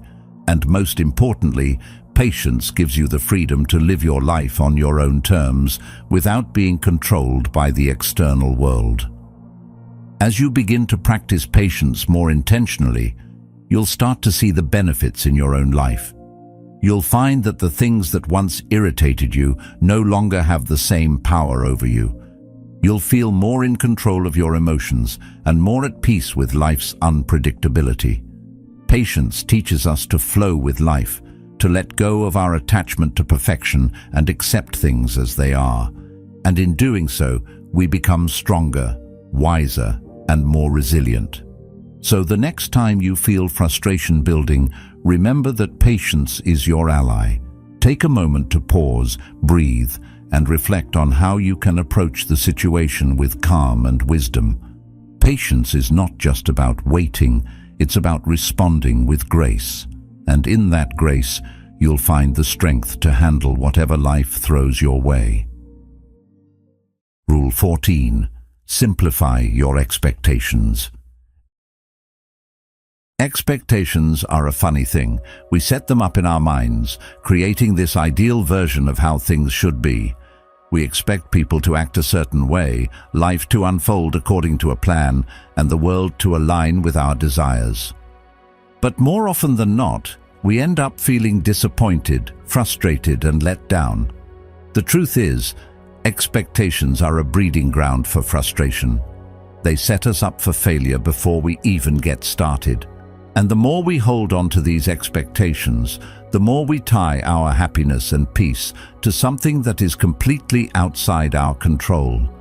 But here's where the Stoics have a profound lesson to teach us.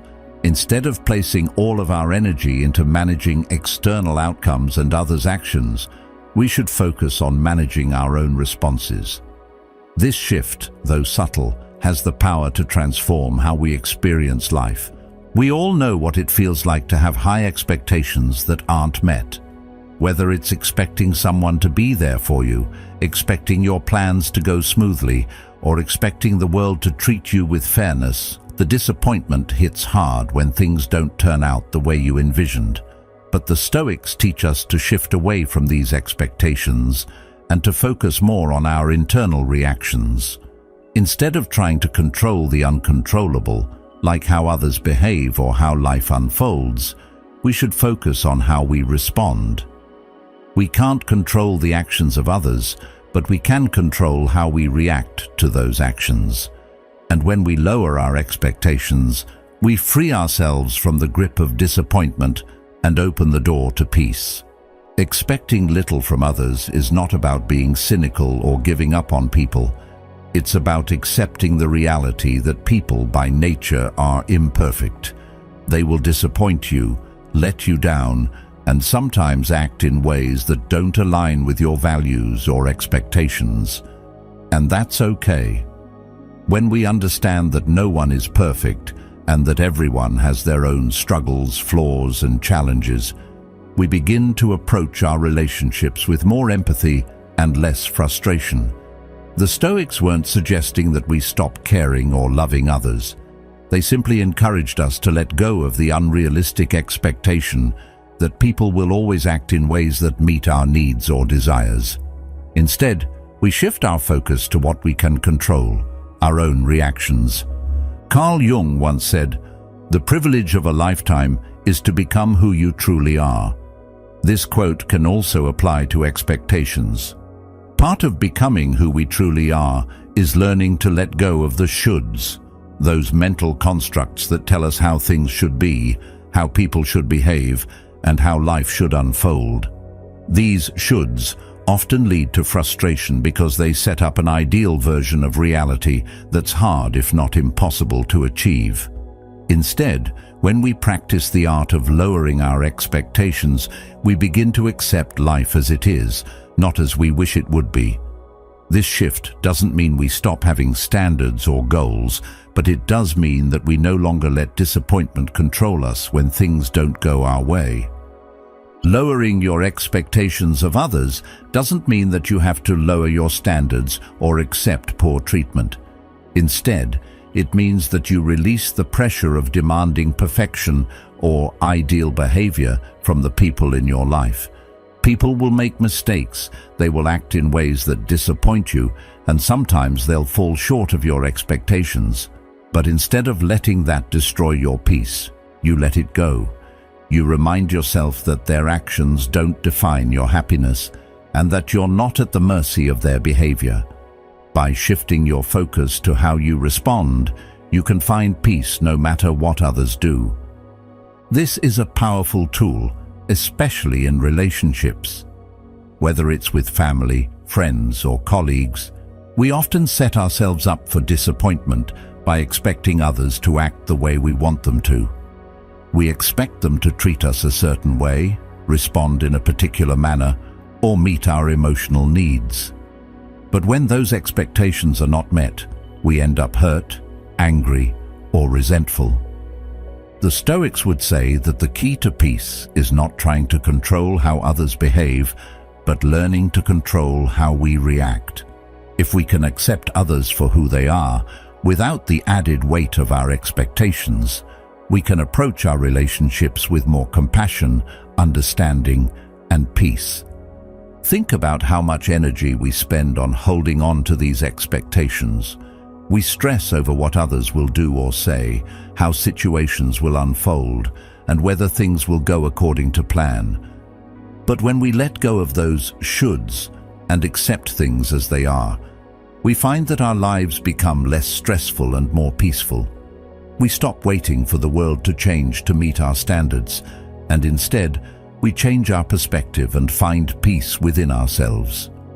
This doesn't mean we become passive or indifferent. It means that we choose to embrace the present moment without the burden of unrealistic expectations. One of the most liberating aspects of lowering expectations is the freedom it brings. When you stop holding on to rigid expectations, you free yourself from constant disappointment. You stop living in a world where things must be a certain way for you to be happy. Instead, you find contentment in the present moment, regardless of whether things unfold exactly as you want them to. The Stoics believed that true freedom comes from accepting life as it is, not as we wish it would be. This acceptance doesn't mean we stop striving for better things. It means we stop being attached to how those things unfold. We focus on what we can control and let go of the rest. In practical terms, this means making a conscious effort to let go of your shoulds. The next time you find yourself getting upset because something didn't go as expected, take a moment to pause and remind yourself that life is not about meeting your expectations. Life is about responding with wisdom and accepting what is. When you let go of the pressure to control everything around you, you create space for peace, contentment, and acceptance. Instead of feeling frustrated, you can choose to respond with understanding and grace, knowing that your peace doesn't depend on anyone else's actions. You don't need to chase after perfection. You can find happiness in the imperfections of life. This shift in perspective can also help you stop comparing yourself to others. We often set unrealistic expectations for ourselves, believing that we should be doing better, achieving more, or living a different life. But when we let go of these shoulds, we stop measuring our worth by comparisons and external standards. We begin to appreciate ourselves for who we are, and we find peace in our own journey, without the need for constant validation or comparison. By practicing this rule, you begin to realize that the less you expect from others, the more you free yourself to live with peace and freedom. When you stop clinging to rigid expectations, you give yourself the space to respond to life with greater clarity, wisdom, and resilience. You stop letting the actions of others control your emotional state, and instead, you choose to be in charge of your own peace. And the more you practice this, the more natural it becomes to live with less frustration, less stress, and more contentment. So, the next time you feel yourself getting upset by something or someone, remind yourself, life doesn't owe me perfection. I will lower my expectations, accept what is, and find peace in the process. Rule 15. Embrace impermanence. We often get caught up in the heat of the moment, when anger flares, frustration mounts, or life seems to be going off course. We become so absorbed in the present that it feels as though the situation we're in will last forever, that the emotions we're feeling now are permanent. But here's the thing.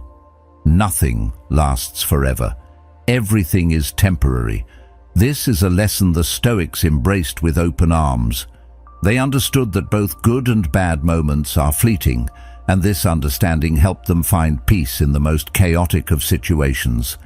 Anger, frustration, and even the things that trigger them will pass. It's not easy to accept in the heat of the moment, but the Stoic practice of embracing impermanence can be one of the most powerful tools for staying grounded. Imagine you're having a tough day. Something goes wrong, and all of a sudden, you're filled with anger. The more you think about it, the more you feel like it's consuming you. But the truth is, that feeling of anger will pass. It always does. Anger isn't permanent, and neither is the situation that triggered it. The Stoics would tell you that your anger, no matter how intense it feels right now, is just a temporary response to a temporary situation. It might feel like the world is closing in, but remember that the intensity of your feelings is, like everything else in life, impermanent. We often forget this in the thick of things. When we're upset, it can feel like we'll never find peace again. But that's simply not true. When you embrace the truth that everything is temporary, it becomes easier to navigate these tough moments. The Stoics believed that recognizing the impermanence of life is one of the key ways to find inner peace. By remembering that even the hardest moments won't last forever, we stop letting them define us. Instead of allowing anger or frustration to control us, we can remind ourselves, this too shall pass. With that simple truth, we can let go of the moment and regain control over our emotions. Carl Jung once said, "The most terrifying thing is to accept oneself completely." This doesn't just apply to accepting our good qualities, it also means accepting the temporary nature of everything, even our emotions. When we can accept that our anger, like all emotions, is just a passing phase, we free ourselves from the grip it holds over us. Recognizing that emotions are temporary helps us detach from them. Instead of identifying with our anger or frustration, we can see it for what it is, a temporary response to something happening right now. This doesn't mean we ignore our feelings, it means we don't let them define us. By accepting their impermanence, we allow ourselves to process them and move on, rather than being stuck in a cycle of negativity. When you're in the middle of an emotional storm, it's easy to feel like it will never end. But by focusing on the temporary nature of all things, we can start to shift our perspective. Our anger is no different from the weather. It will pass, the rain will stop, the sun will come out again, and our feelings will subside. Knowing that helps us take a step back and realize that our emotions are just part of the human experience, not permanent states of being. We don't have to cling to anger or frustration, because in time, they'll fade away. The Stoics used this understanding of impermanence to keep them grounded. They didn't waste time lamenting the past or worrying about the future. Instead, they focused on the present moment, knowing that nothing, neither joy nor sorrow, lasts forever. By embracing this truth, we free ourselves from the need to control or manipulate the situation. We understand that we don't have to change things immediately. We simply have to wait, stay calm, and trust that the moment will pass. This allows us to approach life with more ease and less resistance. Take a moment to reflect on some of the toughest times in your life. At the time, they probably felt like they would last forever. But looking back, you can see that those tough times eventually passed. Everything passes, whether it's good or bad. The moment of anger or frustration you're feeling right now will pass too. It's important to remember that these moments don't define us. They are just fleeting experiences. When you accept the temporary nature of your emotions, you're able to detach from them, acknowledge them without becoming consumed by them, and move on with your day. So the next time you feel anger rising, try this. Take a deep breath and remind yourself, this too shall pass. This simple affirmation will help you step back from the situation and see it for what it is, a temporary emotional response. By embracing impermanence, you can avoid getting swept away by the storm of your feelings. Instead of getting caught up in the intensity of the moment, you can remain grounded, knowing that the feeling of anger is just a passing wave. It doesn't have to control you. This practice can also help in your interactions with others. When someone insults you or treats you unfairly, it's easy to feel like it's the end of the world. But when you remind yourself that these moments are fleeting, you free yourself from taking things too personally. Instead of reacting out of anger, you can take a step back, recognize the impermanence of the situation, and respond with more calm. You're no longer held hostage by your emotions. Instead, you become an observer of them. This shift in perspective not only helps you manage anger, but it also helps you build emotional resilience. Another benefit of embracing impermanence is that it helps you practice patience and acceptance. When you know that things won't last forever, you're less likely to resist or fight against them. You can allow the moment to pass naturally, without forcing a change or trying to control the situation. Whether it's waiting for someone to come around or giving yourself time to process your feelings, knowing that the moment is temporary helps you remain at peace. The Stoics understood that peace comes not from changing the world around us, but from accepting it as it is. By embracing the idea of impermanence, we also learn to be more present in our lives. When we're not consumed by the fear that things will always be the way they are right now, we can focus on what truly matters. We can let go of the need to control the uncontrollable and instead pour our energy into things we can influence: our thoughts, our actions, and our responses. This is how we reclaim our peace. In conclusion, when anger rises, frustration sets in, or life throws us a curveball, remember this simple truth: this too shall pass. Anger, like all things, is temporary. When we embrace the impermanence of our emotions, we stop letting them control us. Instead of fighting against our feelings or letting them define our reality, we can choose to let them pass, knowing that peace is always just around the corner. Life is ever-changing, and by accepting this, we find the strength to face whatever comes with calm, clarity, and confidence.